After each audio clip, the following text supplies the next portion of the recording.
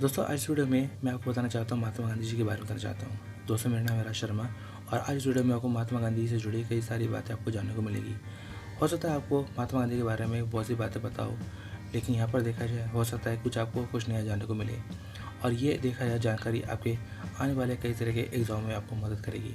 चाहे आपके सरकारी नौकरी एग्ज़ाम हो, चाहे आपके यहाँ पर 10th-12th के एग्ज़ाम हो, चाहे आपके कॉलेज के एग्ज़ाम हो या कहीं भी हमारे देखा जाए आपको जानने को मिलेगी। इसके साथ साथ देखा जाए आपको महात्मा गांधी जी के बारे में कई सारी जो है पर सुनी अनसुनी बातें आपको जानने को मिलेगी। तो यहाँ देखा जाए मैं आपको बताना चाहता हूँ महात्मा गांधी के बारे में स्टेप बाय स्टेप कि उनके थोड़ा जीवन परिचय के बारे में, साथ में देखा जाए उनसे जुड़े हुए कई सारे आंदोलन के बारे में और कई सारी घटनाओं के बारे में। तो यहाँ पर शुरुआत करते हैं। जैसे कि अगर बात करूँ यहाँ पर मैं महात्मा गांधी के बारे में, महात्मा गांधी का जो पूरा नाम था मोहनदास करमचंद गांधी। माता का नाम था पुतलीबाई, पिता का नाम करमचंद गांधी। महात्मा गांधी की पत्नी थी, उनकी पत्नी का नाम था कस्तूरबा माखनजी। इसके अलावा देखा जाए महात्मा गांधी के 4 बेटे थे, हरिलाल, मणिलाल, रामदास, देवदास। 13 साल की उम्र में उनका विवाह कस्तूरबा माखनजी से हुआ। प्रतिदिन करीब 18 किलोमीटर पैदल चलते थे, यानी जिंदगी भर जितना चले उसमें पृथ्वी के 2 चक्कर लग जाते।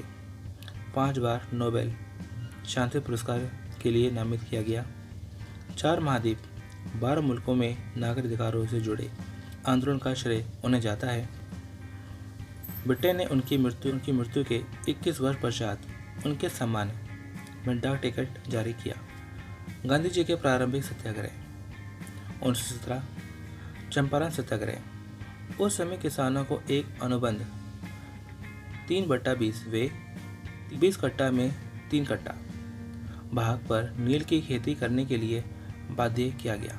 इसे 3 कठिया पद्धति कहते हैं। किसान इसे छुटकारा चाहते थे। इसके लिए राजकुमार शुक्ल ने गांधी जी को आमंत्रित किया। तब गांधी जी ने सत्याग्रह शुरू किया। सरकार झुकी, जांच आयोग का गठन किया गया तथा इस पद्धति को समाप्त कर वसूली का 25% हिस्सा किसानों को वापस किया गया। गांधी जी के कुशल नेतृत्व से प्रभावित होकर रविंद्रनाथ टैगोर ने उन्हें महात्मा की उपाधि दी। चंपारण सत्याग्रह प्रारंभ। सत्याग्रह की प्रेरणा गांधी जी ने डेविड थोरो के निबंध डिसओबीडियंस से ली थी। गांधी जी ने सत्याग्रह का प्रथम प्रयोग दक्षिण अफ्रीका में किया था। 9 जनवरी 2015 गांधी जी दक्षिण अफ्रीका से भारत आए। राजनीतिक गुरु। गांधी जी के गुरु गोपाल कृष्ण गोखले थे। भारत के प्रथम सत्याग्रह चंपारण बिहार। गोखले जी की सलाह पर 1915 से 16 2 वर्ष गांधी जी ने भारत भ्रमण किया। उसके बाद 1917 से 1918 के बीच 3 प्रारंभिक आंदोलन नेतृत्व किया। चंपारण सत्याग्रह के आगे खेड़ा सत्याग्रह 1918 खेड़ा मूवमेंट 1918 ईस्वी में गुजरात के खेड़ा जिले में भीषण अकाल पड़ा। बावजूद उसके सरकार ने मालगुजारी प्रक्रिया बंद नहीं की, अपितु 23% और वसूली बढ़ा दी। जबकि राजस्व व्यवस्था के अनुसार यदि फसल का उत्पादन कुल उत्पादन के 1/4 से कम हो तो किसानों का कर्ज पूरी तरह माफ़ कर देना चाहिए। इस पर गांधी जी ने घोषणा की, यदि सरकार गरीब किसानों का कर्ज माफ़ कर दे तो सक्षम किसान स्वयं कर दे देंगे। सरकार ने गुप्त रूप से अपने अधिकारियों से कहा कि जो किसान सक्षम है उन्हें से कर लिया जाए। अहमदाबाद मिल हड़ताल 1918 अहमदाबाद मिल स्ट्राइक। यह आंदोलन भारतीय कपड़ा मिल मालिकों के विरोध में था। यहाँ पर मजदूरों के बोनस को लेकर गांधी जी ने भूख हड़ताल करने को कहा तथा स्वयं भी भूख हड़ताल की। यह उनकी पहली भूख हड़ताल थी। इसके फलस्वरूप मिल मालिक समझौते को तैयार हो गए। इस मामले को एक ट्रिब्यूनल को सौंपा गया जिसने मजदूरों का पक्ष लेते हुए 35% बोनस देने का फैसला सुनाया। खिलाफत आंदोलन 1919 से 1924 तक। उद्देश्य तुर्की में खलीफा के पद की पुनः स्थापना करने के लिए अंग्रेजों पर दबाव बनाना। रोलेट बिल जलियांवाला बाग के फलस्वरूप अखिल भारतीय खिलाफत कमेटी ने खिलाफत आंदोलन का संगठन किया। गांधी जी के प्रभाव से खिलाफत तथा असहयोग आंदोलन एकमत हो गए। खलीफाफत की समाप्ति। राष्ट्रीयतावादी मुस्तफ़ा कमाल ने 3 मार्च 1924 को समाप्त कर दिया गया। कारण, गांधी जी धर्म के ऊपरी आवरण को दरकिनार करते हुए हिंदू मुस्लिम एकता के आधार को पहचाना। उनके बीच आपसी झगड़ा था, लेकिन सभ्यता मूलक एकता भी थी। असहयोग आंदोलन, non cooperation movement 1920। Shri chemmeen लाल सितवाड़ के अनुसार वायसराय लॉर्ड राइडिंग कुर्सी पर हताश बैठ गया और अपने दोनों हाथों सिर थामकर फूट पड़ा। इस आंदोलन ने ब्रिटिश राज्य के जोड़ों पर प्रहार किया। उद्देश्य, ब्रिटिश भारत की राजनीतिक, आर्थिक तथा सामाजिक संस्था का बहिष्कार करना और शासन की मशीनरी को बिल्कुल ठप करना। आरंभ 1920 में राष्ट्रीय कांग्रेस के कलकत्ता अधिवेशन से। असहयोग आंदोलन को सफल बनाने हेतु किए गए प्रयास।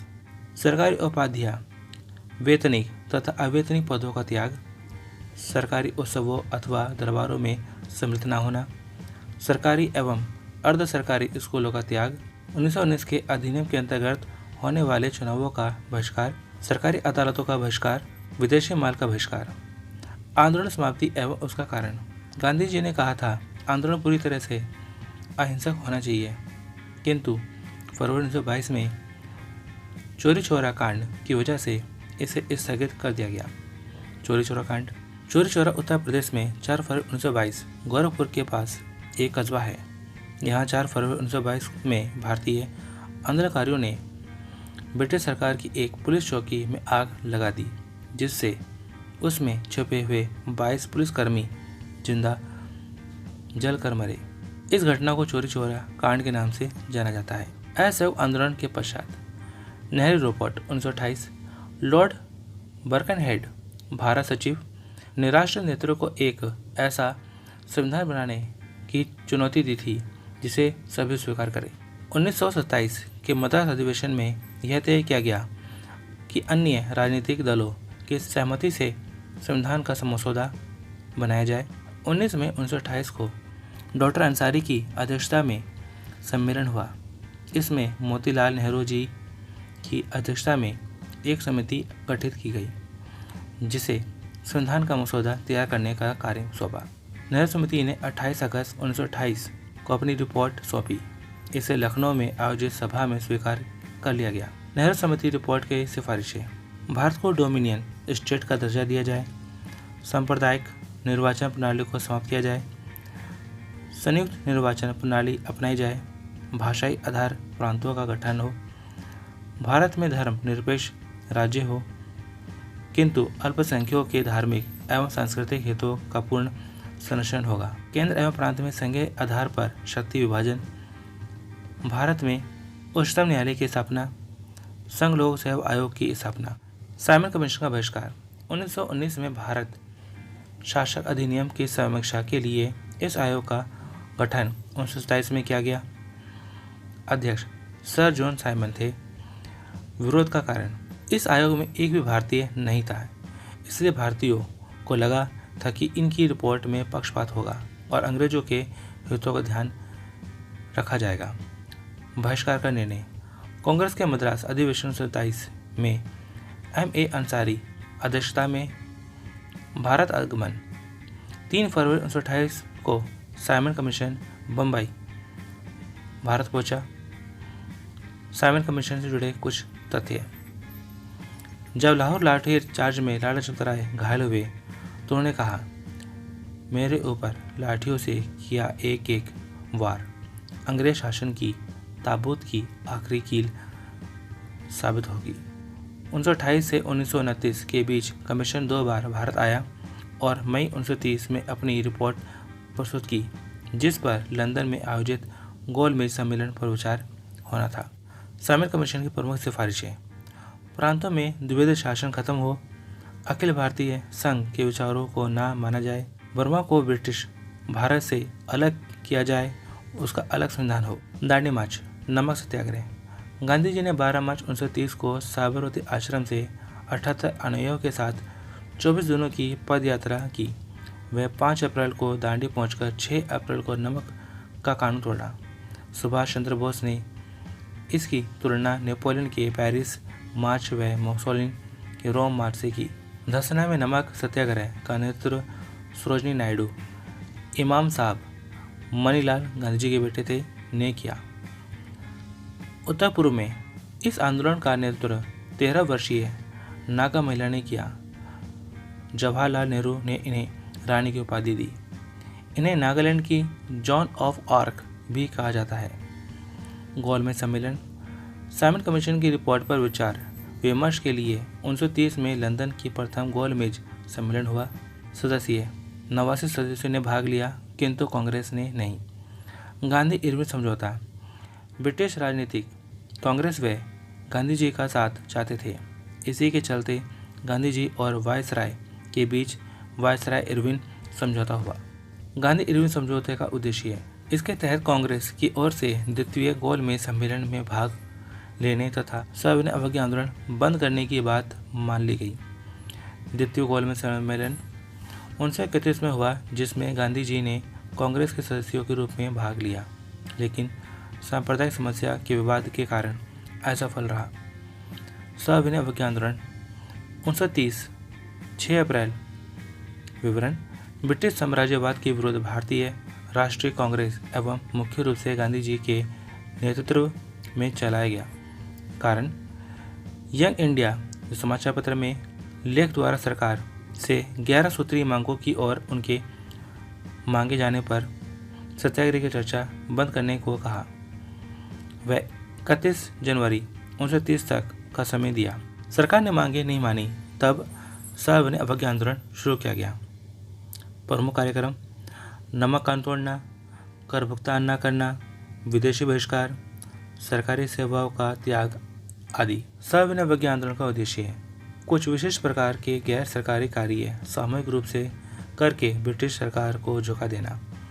प्रभाव ब्रिटिश सरकार ने आंदोलन को दबाने के लिए सख्त कदम उठाए और गांधी जी समेत अनेक नेताओं को जेल में डाल दिया। भारत छोड़ो आंदोलन प्रारंभ 9 अगस्त 1942। विवरण भारत को जल्दी आज़ादी दिलाने के लिए महात्मा गांधी द्वारा अंग्रेज शासक के विरुद्ध एक बड़ा फैसला। मूल मंत्र करो या मरो, डू और डाई। परिणाम यह आंदोलन भारत को स्वतंत्र भले न करवा पाया हो, लेकिन इसका दूरगामी सुखदायी रहा। इसलिए इसे भारत की स्वतंत्रता के लिए किया जाने वाला अंतिम महाप्रयास कहा गया। लॉर्ड बावेल के स्थान पर लॉर्ड माउंटबेटन को फरवरी 1947 में भारत का वायसराय नियुक्त किया गया। तब उसने ऐलान कर दिया कि ब्रिटिश भारत को स्वतंत्रता दे दी जाएगी, लेकिन उसका विभाजन भी होगा। तो दोस्तों, यहाँ देखा जाए मैंने आपको महात्मा गांधी जी से जुड़ी कुछ सारी बातें बताई है, तो उम्मीद है कि इनमें से कुछ बातें आपके काम आएगी। तो चलिए दोस्तों, मिलते हैं नेक्स्ट वीडियो में। Thanks for watching.